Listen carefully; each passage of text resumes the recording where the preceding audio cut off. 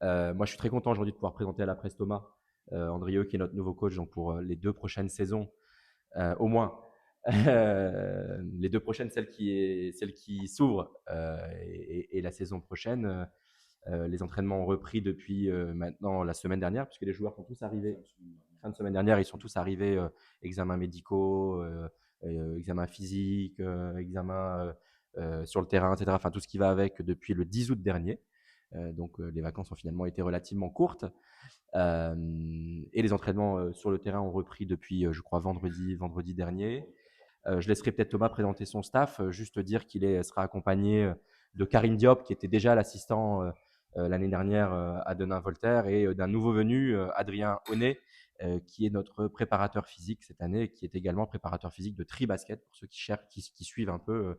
J'imagine que c'est votre cas, l'actualité sportive du territoire. Je ne reviens pas sur les éléments liés à la SKIC, à la création de la nouvelle société. On aura, j'imagine, d'autres moments peut-être pour pouvoir en reparler. C'est sur la fin du dossier de presse et notamment pouvoir vous dire et vous présenter les nouveaux actionnaires, notamment les 11 entreprises du territoire qui nous rejoignent à l'actionnariat privé comme bénéficiaires, membres du collège des bénéficiaires de la société. Et sur les enjeux sportifs peut-être de la saison, on aura également l'occasion d'en reparler puisque c'est une saison particulière. Je le dis également en guise d'introduction. Nous fêtons cette année les 80 ans du club. On avait pu organiser une grande fête il y a maintenant 5 ans, donc pour les 75 ans du club. On avait fait une grosse cérémonie ici à l'occasion d'un match dont on se souviendra puisque nous sommes crucifiés.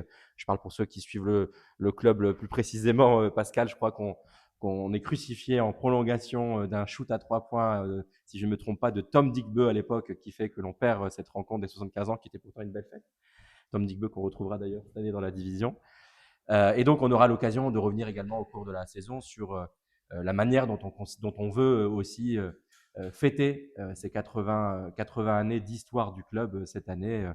Une année donc particulière pour nous. Thomas, peut-être si tu veux dire un mot d'introduction. Voilà. Les 80 ans, c'est 2027. C'est 2027, oui. Ouais. Ouais. Oui, c'est pour ça je l'annonce maintenant, mais on le fera à partir de à partir du mois de janvier, puisque c'est 1947, Monsieur Chedozo, je pensais que vous le saviez, 1947, Je suis confus. la création du club, et donc 2027 pour ses 80 ans. On aura l'occasion d'y revenir, on aura plusieurs annonces à faire, un nouveau site internet, une nouvelle campagne marketing et de communication, et puis beaucoup d'animation évidemment. Et puis voilà, une campagne d'adhésion à destination de nos futurs sociaux, c'est une campagne de souscription d'actionnariat large auprès des abonnés et pas que, des fans de Denain Voltaire. Voilà, on reviendra peut-être sur tous ces éléments un peu plus tard si vous le voulez, mais je peux évidemment répondre à ces questions si vous le souhaitez. Et puis peut-être Thomas, oui, dire un mot sur Thomas, pardonnez-moi, j'ai dit, je l'ai présenté tout à l'heure rapidement, mais je le fais. Très heureux évidemment de cette signature après avoir. Denain est un club qui finalement, dans les années précédentes, a gardé des coachs relativement longtemps. Rémi Valin, plus de 5 années ici. Ali Bouziane, ces 2 dernières années. Évidemment, il y a eu entre deux des moments plus compliqués. Donc voilà, avec Thomas, on a souhaité s'inscrire dans une durée, même si elle est plus ou moins courte, de 2 ans, mais on peut espérer qu'elle ira, je l'espère, plus loin si le club le souhaite et si Thomas le souhaite également. Il a aussi le droit d'avoir à terme d'autres ambitions et d'autres volontés. Mais pour nous, c'est évidemment un marqueur fort et un souhait important que de pouvoir signer Thomas Andrieux parce que c'est un nom qui résonne évidemment dans le basket français. Thomas est passé par, je lui ai dit d'ailleurs, et on se l'est souvent dit, par de grands clubs du basket français. Roanne, le dernier en date, Boulazac ou encore Boulazac en première division d'ailleurs, ou encore Chalon-Reims avec une finale de play-off. Et on voulait finalement continuer d'associer le nom de Denain Voltaire et notre histoire à des coachs qui ont fait leurs preuves, qui comptent dans cette division. C'est aussi un moyen pour nous assurer une forme de stabilité sportive et du projet sportif. Ça fait quelques années qu'on travaille là-dessus, sur ce fameux projet sportif. Et je crois que l'enjeu, c'est finalement d'être dans la continuité de ce qu'on a mis en place et de ce qu'on a commencé à mettre en place il y a quelques années, la rigueur, le travail, la fidélité à nos valeurs, avec un nom différent, mais qui finalement, et je le dis et je terminerai par là, s'adapte plutôt bien aux valeurs qui sont les nôtres, puisque on peut ne pas être un nordiste et finalement avoir les valeurs du Nord largement ancrées dans le cœur et dans la tête. Et je crois que c'est plutôt la manière dont on essaie aujourd'hui de travailler avec Thomas. Et vous avez déjà été en contact, le club Et Thomas? et Thomas Andrieux, Oui. précédemment, On ou peut tout pas? dire, je crois. Ouais, vas-y, oui, oui, il n'y a pas de. Il n'y a pas de secret, mais ouais, tu veux que je le raconte à Vas-y, ce vas-y. moment-là, là, pour être tout à Allons-y. fait clair. Ouais, merci. Merci à Mehdi. Très heureux de faire votre connaissance. Particulièrement ravi aussi de rejoindre le club. Je vais revenir sur la petite histoire, la petite anecdote là de ma vraie fausse arrivée à l'époque, en tout cas des premiers contacts, on va dire. Voilà, on va parler de premiers contacts. Mais c'est un club avec qui j'ai bataillé, ferraillé à de nombreuses reprises là, sur ces 4-5 dernières saisons, avec Chalon-Reims et puis avec la chorale de Roanne. Et je sais que c'est un club qui est en plein développement, c'est une vraie terre de basket. Et surtout, j'avais à cœur de retrouver certaines valeurs, voilà, qui peuvent parfois se perdre en fonction des contextes.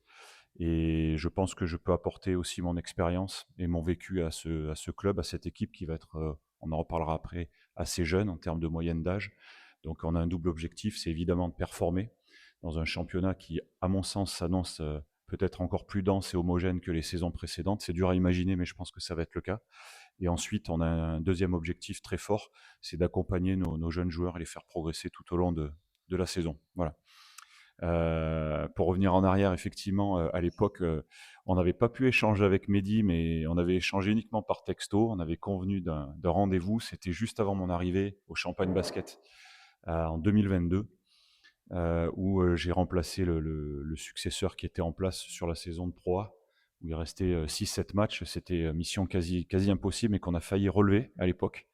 Et ensuite, voilà, je m'étais engagé 2 saisons et demie, mais la semaine précédente, mon engagement là-bas avec Chalon-Reims, on était censé rentrer en contact et fixer un premier entretien et une première rencontre avec Mehdi. Voilà. Ceci étant, le monde du basket est très petit. Mehdi, qui est évidemment très au sujet, très informé de tout ce qui se passe. On a eu l'occasion de se croiser à maintes reprises et je pense que c'est quelqu'un qu'on s'apprécie mutuellement avec beaucoup de respect.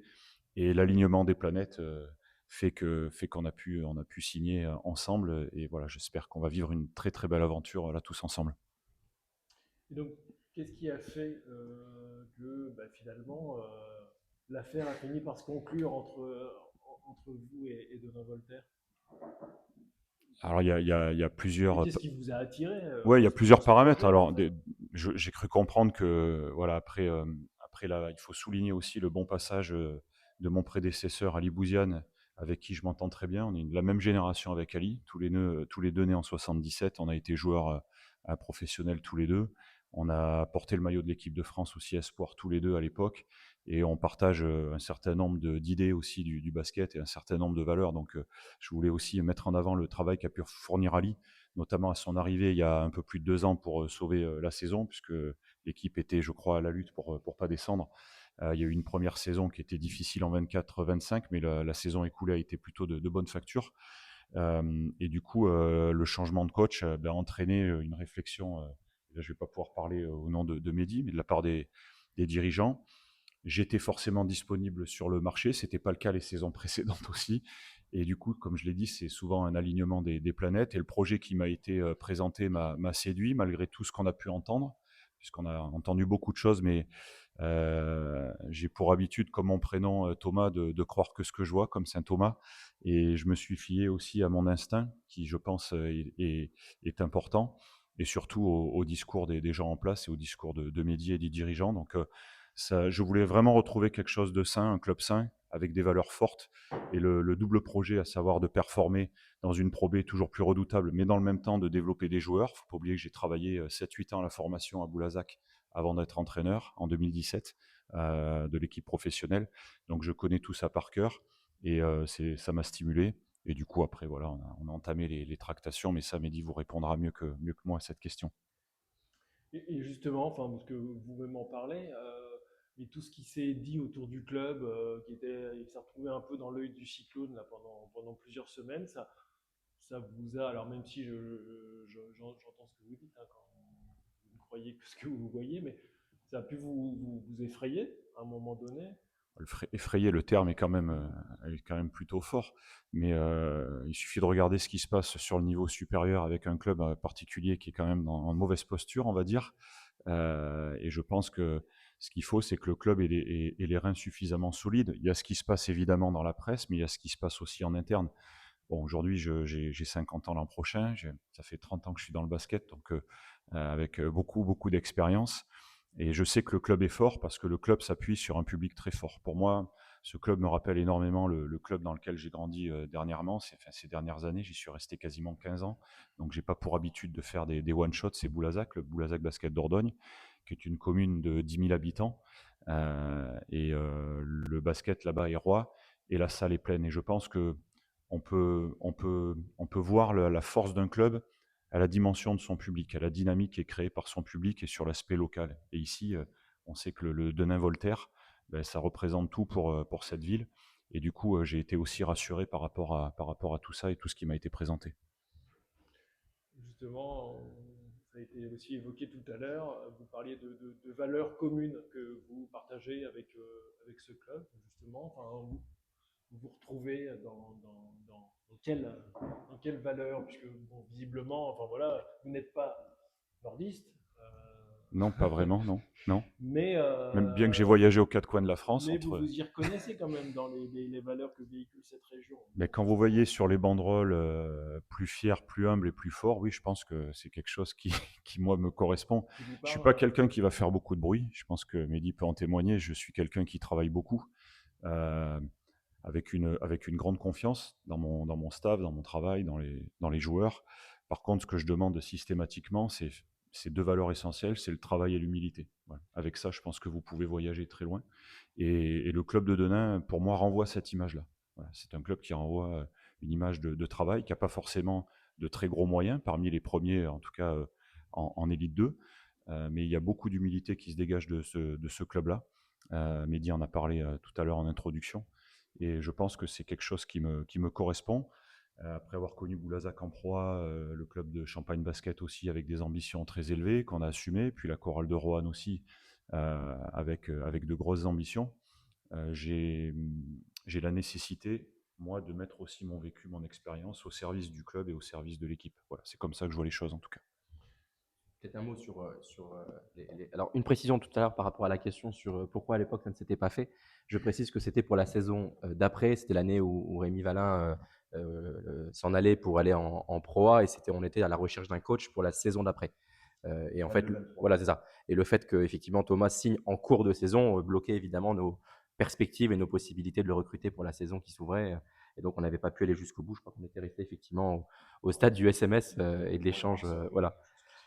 Et sur les valeurs, juste un mot, oui, il y a évidemment ces valeurs-là. Il y a aussi, on n'a pas discuté que de valeurs lorsque l'on a évidemment signé ce contrat et que l'on était d'accord. Et finalement, je dois le dire, on est d'abord tombé d'accord sur le projet sportif, sur le projet de jeu, sur évidemment les ambitions avant de tomber d'accord sur le reste, même si ça fait aussi partie du boulot.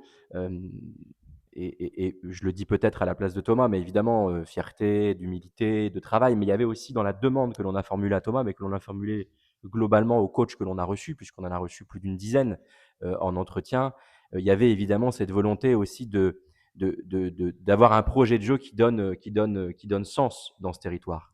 Et donc, dire à un coach, voilà, nous, on veut une équipe qui se bagarre sur le terrain, on veut des jeunes parce que de toute façon, on n'aura pas les moyens de prendre des joueurs du niveau ou du gabarit d'un Olivier Cortal ou d'un Yann Philippe, on ne pourra pas en avoir 10 sur 10, donc il va falloir aller chercher aussi des jeunes en cours de formation, en post-formation, qui resteront peut-être pas très longtemps, mais il faut qu'un coach l'accepte et sache le faire.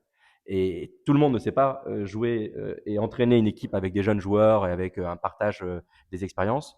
Tout le monde n'accepte pas forcément d'avoir un projet d'équipe avec des joueurs qui soient en post-formation, qui seraient en post-formation uniquement de passage. Et puis surtout, il fallait répondre à une demande de notre public. Je crois qu'on y répond plutôt bien depuis plusieurs années et on voulait être dans cette lignée-là. C'est ça aussi les valeurs. C'est voilà, une équipe qui se bagarre, qui ne gagnera pas tous les matchs, qui ne sera pas la plus riche, mais qui en tout cas mouillera le maillot à chaque fois dans cette salle, vous la connaissez autant que moi, et qui montrera aussi par ses valeurs dans le jeu, dans le partage, que ici on se bagarre sur le terrain un peu à l'image des valeurs de ce territoire. Et ce sera quoi alors les ambitions de cette équipe cette saison? De remporter le plus de matchs possible. Comme je l'ai dit tout à l'heure, les deux objectifs quand on évolue à haut niveau, c'est de remporter un maximum de matchs. Il y a la compétition, il y a la performance, il y a le challenge. Et on a effectivement, comme vient de le dire Mehdi aussi, ce double objectif qui est de faire progresser des jeunes joueurs. C'est dur d'allier les deux, notamment en Pro B. C'est pas toujours facile parce que c'est une division de plus en plus dense, comme je l'ai dit tout à l'heure, avec des clubs qui se renforcent. On voit bien que la montée en puissance, les deux promus que sont Le Havre et Levallois, qui sont des anciennes équipes de Pro A, hein, voilà, pour la Betclic, on va dire, d'aujourd'hui, mais l'ancienne Pro A. C'est tout de suite des équipes qui arrivent avec de vrais moyens financiers, humains, et qui affichent clairement des ambitions. Le club de Quimper qui a été repêché, pour moi, Quimper peut être une très très belle surprise de la saison cette année, parce qu'ils ont pour moi très bien recruté. Ils ne feront pas 2 fois la même erreur. Donc derrière, oui, ça va être encore d'une densité incroyable, plus les grands favoris. Donc l'avantage, c'est que c'est toujours très intéressant à suivre parce qu'il y a beaucoup, beaucoup de surprises. Chaque saison est différente. Chaque saison présente son lot de surprises, comme je viens de le dire. Et à nous d'être compétitifs. Et surtout, j'attache beaucoup d'importance à la progression individuelle et collective de l'équipe tout au long de la saison. Voilà. Pas seulement sur un mois ou deux. Un mois ou deux, je ne sais pas faire. Par contre, si on se donne à chaque fois des différentes fréquences, là, on pourra avoir une évolution chez les joueurs. Voilà. Et elle va ressembler à quoi cette équipe? Alors, on a bien compris qu'elle serait humble, elle aurait des valeurs de combat, mais elle va ressembler à quoi le jeu de cette équipe? C'est quoi la patte Thomas Andrieux? C'est toujours difficile de répondre parce que là, c'est beaucoup dans la projection. Alors, on va. C'est comme quand on dit et si, et si, et si. Et ça, dans le sport de haut niveau, ça n'existe pas. Vous voudriez tendre vers C'est quoi? étape. Ce qui est certain, c'est que je prône un jeu collectif des deux côtés du terrain, que ce soit en attaque et en défense. Donc, un sens du sacrifice très fort. Le jeu moderne du basket, c'est un jeu de possession. Donc, il faut être capable de relancer. On va avoir une équipe jeune. Je pense qu'on sera assez performant au niveau du rebond défensif. Ça nous permettra de se projeter un petit peu plus vite en attaque. Et puis, par contre, il y a un point qui est pour moi incontournable si on veut des résultats décents et surtout pas se faire peur. Il faut présenter une défense qui soit au niveau de la Pro B. Voilà, si on passe à côté de ce secteur-là, là, on se met en danger et on ne parlera pas de faire une saison aboutie, mais on parlera d'essayer de ne pas descendre. Donc, il faut absolument que dans ce secteur-là, on soit performant. J'ai pour habitude d'avoir des équipes qui se battent, mais qui présentent aussi de vraies caractéristiques de jeu. Après, il faut trouver le juste milieu entre un jeu structuré, puis un jeu aussi un petit peu plus ouvert, laisser la part belle un petit peu aux joueurs aussi, au talent des joueurs. Donc tout ça, c'est sur le papier, mais après, il faut l'animer, il faut le manager. Et là, en l'occurrence, bon, j'ai quelques années d'expérience, mais voilà, à moi de prendre aussi la température avec mon groupe. Il y a ce qui se passe à nouveau derrière les écrans, la vidéo, le recrutement, et puis il y a ce qui se passe aussi au quotidien avec eux sur le terrain, avec mon staff. Donc pour l'instant, on est en train de faire connaissance tous ensemble, on est en train d'instaurer les bases, les fondamentaux, les principes de jeu qu'on veut instaurer auprès de cette équipe. Et puis après, on adaptera tout au long de la saison. Et au sein de cet effectif, il y en a combien de joueurs que vous connaissiez, enfin, pour les avoir déjà coachés ailleurs? Alors, bon, j'ai rencontré la plupart des joueurs, évidemment, sur les parquets de longue date, mais particulièrement 2 joueurs. Le premier, c'est Paul Bilong, qui arrive de Challans. Paul, je le connais particulièrement puisque je l'ai recruté à l'époque à 15 ans à Boulazac, quand j'étais encore sur le centre de formation. Il a gravi tous les échelons, il est passé chez les Espoirs, et lorsque j'ai basculé sur l'équipe professionnelle, il était partenaire d'entraînement, et puis il a réussi à obtenir un premier contrat pro à Boulazac. Donc c'était un joueur qu'on a réussi à former en interne, qui a passé toutes les étapes. Et puis voilà, j'ai quitté le BBD il y a 4-5 ans. Il est passé par Rennes en faisant une saison vraiment aboutie en National 1. Et l'an dernier aussi à Challans, où il a été le meilleur élément dans cette équipe de Challans qui a vécu un championnat difficile avec peu de victoires au compteur. Et c'est un garçon voilà, que je connais parfaitement, qui est très très bien adapté à la division, avec un très bon état d'esprit et qui a soif de remporter des matchs. Le deuxième, c'est Maxime Sconard, qui était à Blois, mais qui est originaire de la région, hein, si j'ai bien compris. Et Maxime, on a partagé une campagne en équipe de France Espoir lorsque j'étais adjoint de Guillaume Vizade en 2023. Voilà, il y a trois étés de cela, où on a été champion d'Europe ensemble, donc ça crée un certain nombre de liens.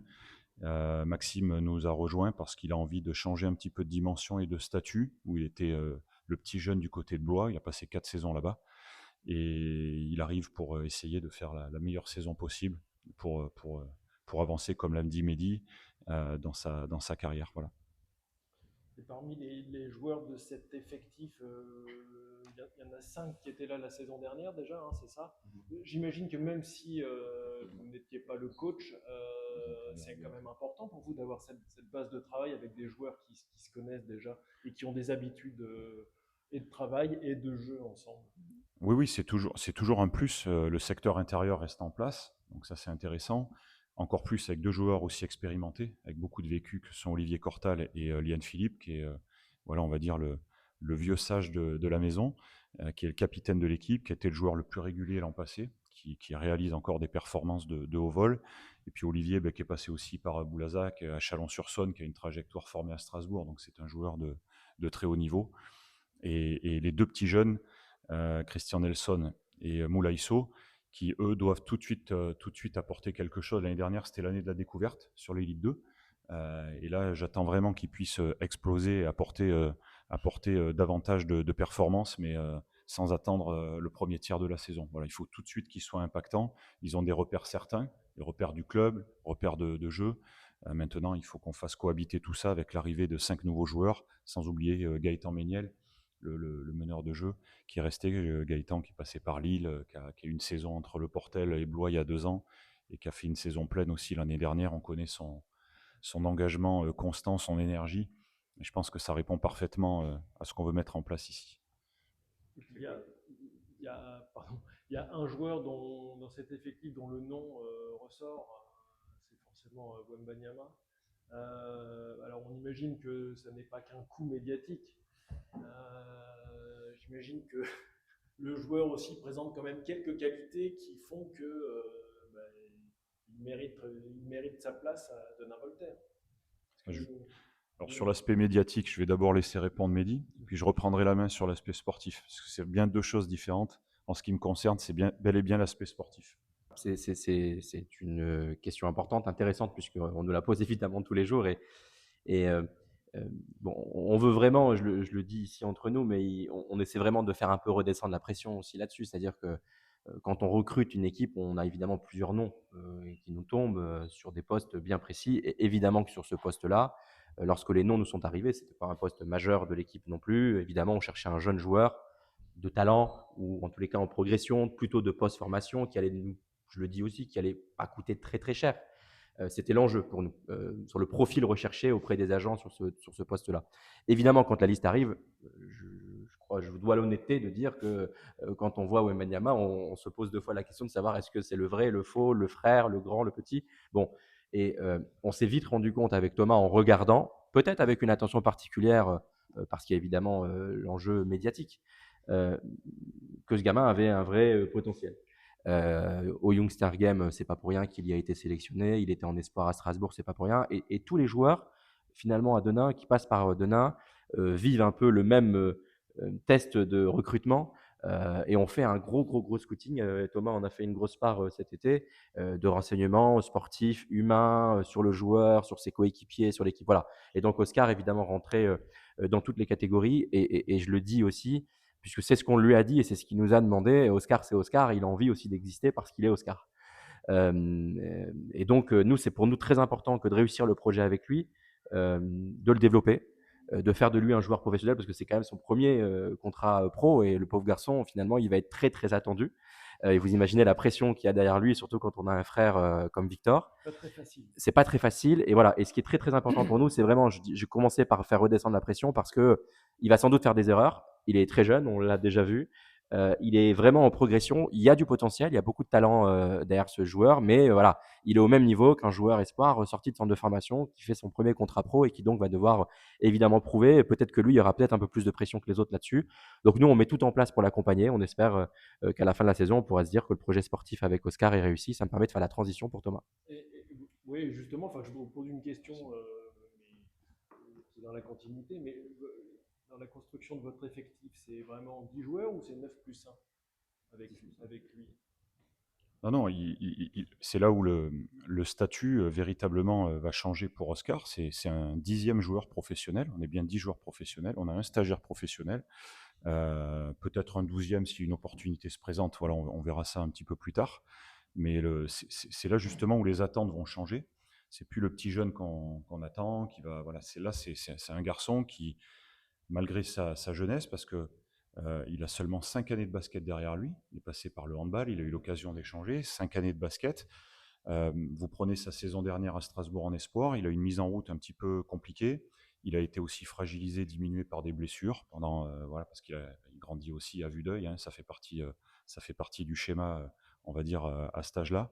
Mais par contre, sa deuxième partie de saison est vraiment exemplaire. Il a intégré aussi petit à petit le groupe professionnel de la SIG. Moi, j'ai eu des retours à la fois du staff de la SIG, mais aussi de certains joueurs d'expérience de la SIG qui l'ont vu vraiment arriver et que l'étape de l'élite 2, en tout cas pour la majorité des experts, paraît être une étape vraiment très très importante.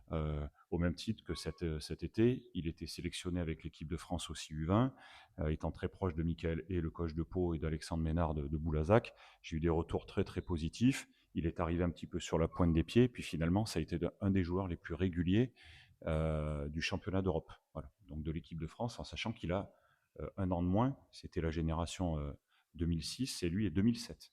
Donc il y a quand même encore une vraie potentialité chez lui. C'est un joueur qui est très polyvalent. Il n'y a pas encore un gros point fort chez lui qui se dégage. Par contre, défensivement, il peut couvrir énormément de positions. Et je pense que de par cette polyvalence-là, il va nous apporter énormément. Mais j'ai pas la boule de cristal. Encore une fois, on fera des points réguliers, voilà, tout au long de la saison. Là, ça me permet aussi à son contact de voir un petit peu comment il s'entraîne, comment il évolue, et surtout la capacité à s'adapter. Mais c'est un garçon, à l'image de son frère, qui a la tête sur les épaules et qui est très très intelligent. Et vous considérez que justement pour aider des jeunes joueurs comme ça à se développer, j'allais dire la Pro B, mais l'élite 2, c'est presque la division idéale, dans la mesure où ben, ça vous permet d'être en contact avec le basket senior, mais pas de plus haut niveau, quoi. Donc, C'est tout. mais malgré tout, très compétitif. Oui, que ce soit pour un joueur de 19 ans, mais même pour un joueur de 23-24 ans, c'est toujours plus efficace de trouver des minutes et de jouer que d'être sur un banc et dans un effectif à 10, 11, 12 joueurs en betclic et de jamais voir le terrain. Donc, comme l'a dit Mehdi, il y aura des erreurs. Certaines, on aura une jeune équipe, on a une très très jeune équipe. La moyenne d'âge va être relativement basse, donc il va falloir aussi être patient, euh, travailler, accepter, mais par contre, je sais que tout au long de la saison, cette équipe-là va progresser. Ça, je sais, j'en suis convaincu. Et on va s'y atteler en tout cas. Voilà. Dans les grandes lignes, votre préparation là, enfin, elle va se structurer comment? Donc, il y a eu toute une batterie, d'après ce que j'ai compris, là, de tests qui ont duré plusieurs jours la semaine dernière. Mmh. Et donc, le retour à la salle vendredi dernier, c'est Mmh. ça? C'est quoi la suite? Là, en général, c'est un découpage en 3 phases, hein, une phase de préparation, comme l'a dit Mehdi, les tests et les bilans médicaux, plus des tests de performance aussi là, qui se sont déroulés du côté d'Orchi. Un vrai partenariat, c'était intéressant pour les joueurs. Et puis là, il y a une charge physique évidemment qui est importante, hein, comme toujours pendant 10-15 jours, qui est inhérente à toutes les préparations pour toutes les équipes. On fait un petit état des lieux. Ensuite, on va rentrer dans les contenus un petit peu plus basket, puis la phase de match de préparation pour ensuite se projeter sur les matchs de compétition. Il ne faut pas oublier que le 15 septembre, on a déjà un premier match de Coupe de France contre Chalon-Reims qu'on va retrouver sur la journée 2, très rapproché, toujours à Reims, sur le championnat. Donc voilà, on y va étape par étape, pas trop de projections, il faut que tout le monde trouve sa place. Il y a un nouveau contexte, il faut découvrir aussi Denain, il faut découvrir le club, il faut découvrir un nouveau staff, etc. etc. Donc tout ça demande du temps. Voilà, tout ça demande du temps. Et du coup, effectivement, ce match de Coupe de France qui précède, je crois, de 10 jours la reprise en championnat, vous le considérez presque plus comme la continuité de la préparation ou c'est déjà la compète officielle et il faudra être prêt Non, pour ce match-là? il n'y a pas d'objectif en Coupe de France, en sachant que je ne vois pas une équipe d'élite 2 aller remporter la Coupe de France. C'est une répétition générale. Voilà, ce match-là, on est à 12 jours, 10-12 jours de démarrer le championnat contre Blois. Donc du coup, pour nous, ça va être important. Derrière, on a un autre match amical contre Le Havre qui va ponctuer notre préparation. C'est assez curieux d'avoir un match si tôt de compétition officielle, mais bon, il faudrait se rapprocher de la fédération pour ça. Donc on le prend comme un match de préparation, mais plus. On est à l'extérieur. Ça aurait été super pour nos supporters si on avait pu jouer à domicile. Voilà, on aurait été enchanté de recevoir. Mais c'est à l'extérieur. On fait avec, c'est le tirage. Et on ira jouer ce match, on va dire sérieusement, mais pour se préparer. Voilà. Et les matchs de prépa, vous en avez combien en tout? 5 ou 6. Oui, on joue cette équipe de. Ouais, Ah, en comptant la Coupe de France. Ok. ouais. Ouais, 5 puis et la Coupe de France, 6. 6 avec la Coupe de Ouais, France. dont la. 6 avec la Coupe Six de avec France, la. pardon. 5 sans la Coupe, 6 avec la Coupe de France. Oui, puis vraiment, moi je l'ai dit, on s'était dit avec Thomas, et on le dit tous les ans, et je crois que tous les clubs se disent à peu près la même chose, pas de pression sur la Coupe de France. C'est un championnat, enfin c'est une coupe, et il faut la respecter, elle est fédérale. Donc évidemment, on la joue avec sérieux. Et d'ailleurs, on tente à chaque fois ici à Denain, quand on joue la Coupe de France, de jouer déjà une première fois avec des maillots officiels, etc., parce que c'est quand même une coupe. Et voilà, on n'est plus sur un match de préparation. Ce serait évidemment manquer de respect aux instances et à la Fédé que de dire cela. Euh, mais évidemment, voilà, à 10 jours de la reprise du championnat, alors qu'on a encore un match amical entre les deux, en plus se déplacer à Chalon-Reims, je le dis, Thomas le disait un peu entre les lignes, mais on a terminé la saison l'année dernière contre Chalon-Reims à la maison ici. On la commence avec un match amical à Chalon-Reims. On va jouer la Coupe de France à Chalon-Reims, et notre deuxième match de championnat ou notre troisième match de championnat est à Chalon-Reims. Ne quittez plus. Donc autant dire qu'on n'est pas en plus enchanté du tirage. On aurait peut-être préféré offrir à nos supporters un match dans le coin, dans l'arrondissement, dans la région, peut-être même contre une équipe de division inférieure, mais au moins qui aurait permis une opposition ou une forme de derby. Mais il y a quand même un enjeu aussi économique pour nous dans cette Coupe de France, c'est que elle coûte cher, la Coupe de France, parce que c'est un ajout. Là, par exemple, c'est un déplacement de plus pour nous. En cas de réception sur le tour d'après, si on venait à gagner contre Chalon-Reims, ça voudrait dire qu'il faudrait recevoir ici une équipe. Et je le dis ici pour que chacun en ait bien conscience, si l'on reçoit une équipe, et encore plus si c'est une équipe de Betclic Elite, c'est nous qui payons les frais d'accueil, d'hôtel, de restauration et de tout ce qui va avec. Donc, Alors c'est le cas sur le premier tour. Là. alors c'est le cas sur le premier tour, mais comme c'est à Chalon-Reims, on va pas à l'hôtel, puisqu'on va faire le déplacement dans la Oui, journée. c'est ça, On vous va, rentrez dans la voilà, on journée. va rentrer tout de suite le jour même. On n'ira pas dormir là-bas la veille, etc. Donc ça coûtera moins cher pour Chalon-Reims. On leur a fait aussi ce cadeau que de leur offrir, leur laisser libre sur la nuit d'hôtel. Mais voilà, je sais qu'il y a quelques années, on avait reçu ici Gravelines. Ils sont pas très loin non plus, mais ils avaient exigé de dormir ici la veille, etc., etc. Et un staff de première division, c'est pas le staff de deuxième division, donc ça coûte évidemment un peu plus cher. Mais voilà, si on passait ce premier tour de Tour de France sans aucune pression, c'est un match évidemment de préparation plus plus. Dans ma tête, avant que la question te soit posée, j'étais en train de me dire la bonne réponse c'est championnat plus, c'est de préparation plus plus. Donc on se comprend. Mais ça pourrait peut-être nous permettre, dans un second tour éventuel, de recevoir une équipe de première division et d'offrir aussi à nos spectateurs une belle opposition. On l'avait eu il y a quelques années, 2 fois d'affilée, on était tombé sur Gravelines, et je crois que c'est toujours des matchs qui intéressent quand même le public, même si ça reste évidemment des matchs à caler dans l'agenda.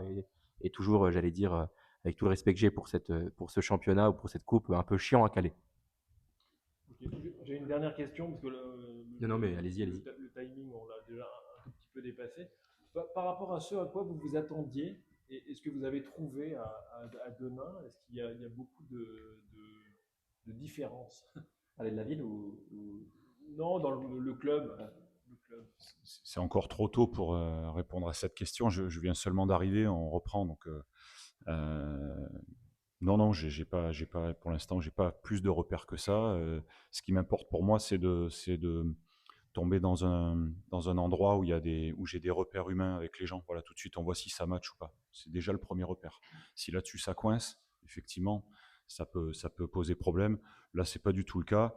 Je me sens parfaitement à l'aise et du coup prêt à avancer, à travailler. Voilà, je suis très très fin de jeu, de terrain, et donc encore une fois, mettre toute mon expérience à profit, voilà, pour faire partager l'ensemble du club.